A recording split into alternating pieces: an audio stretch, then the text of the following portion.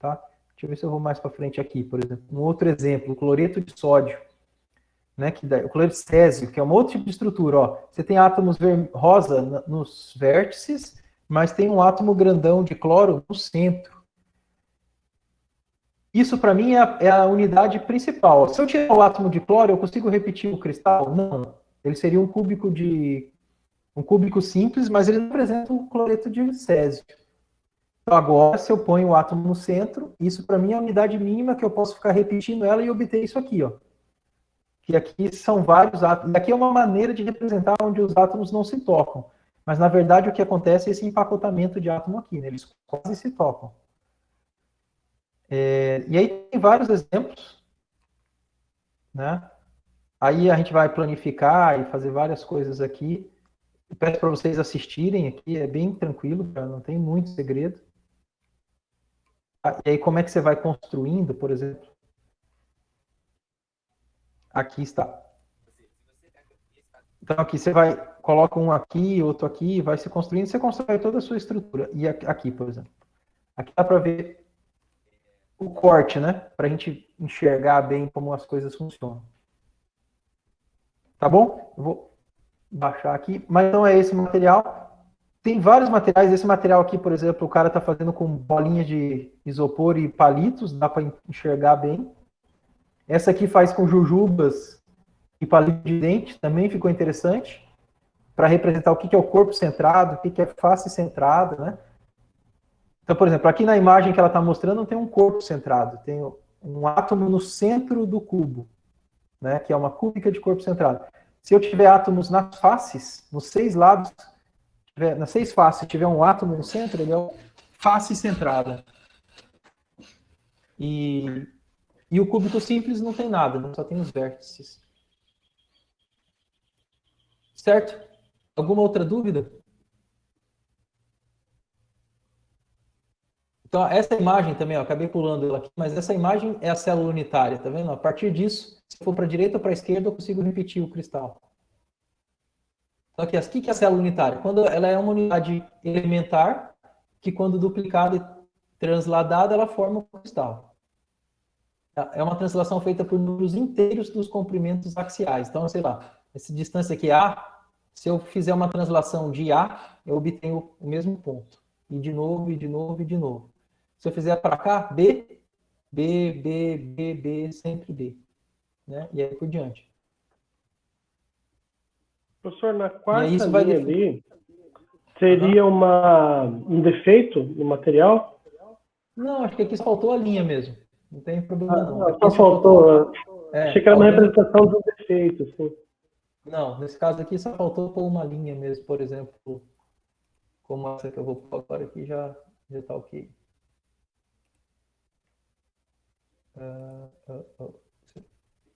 Só faltava uma linha mesmo.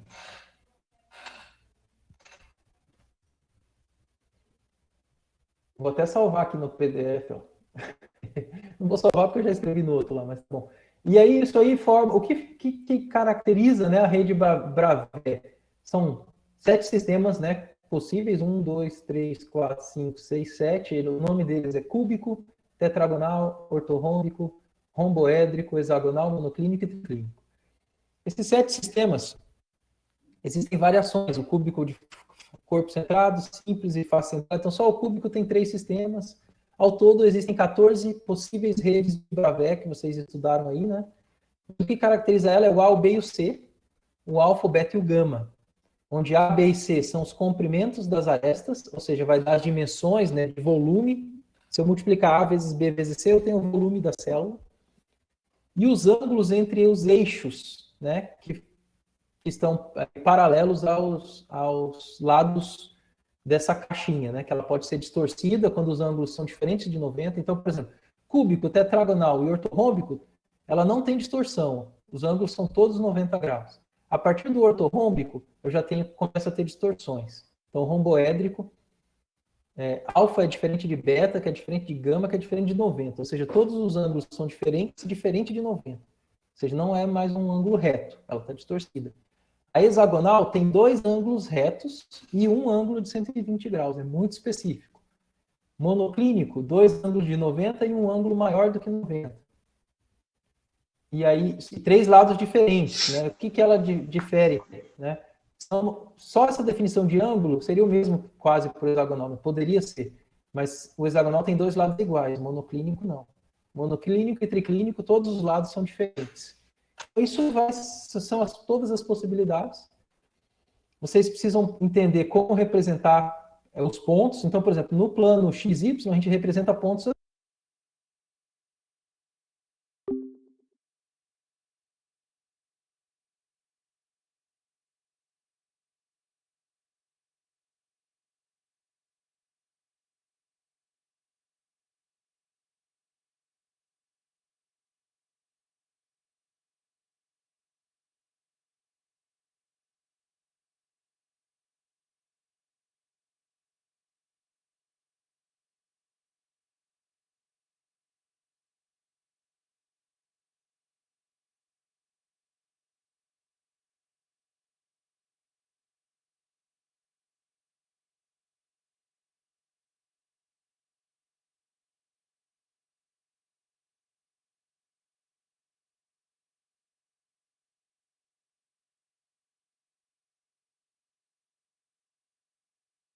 Periódicas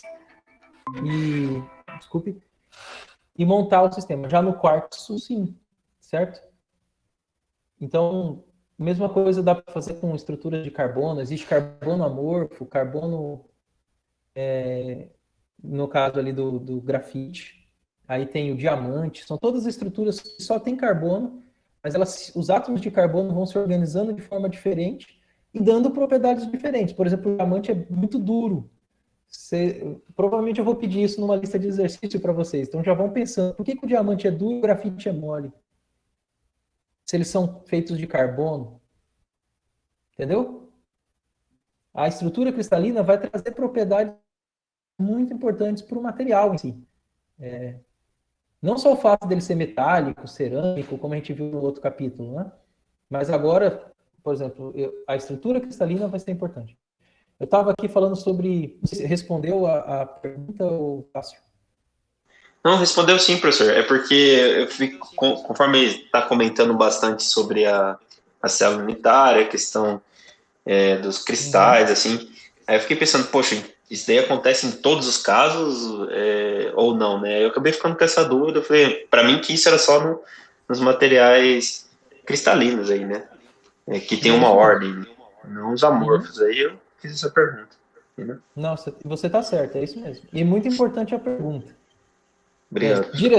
Direções que eu estava falando aqui, ó, então você tem pontos, que a gente coloca 1,1,1, sei lá, eu tenho aqui o x, o y, z.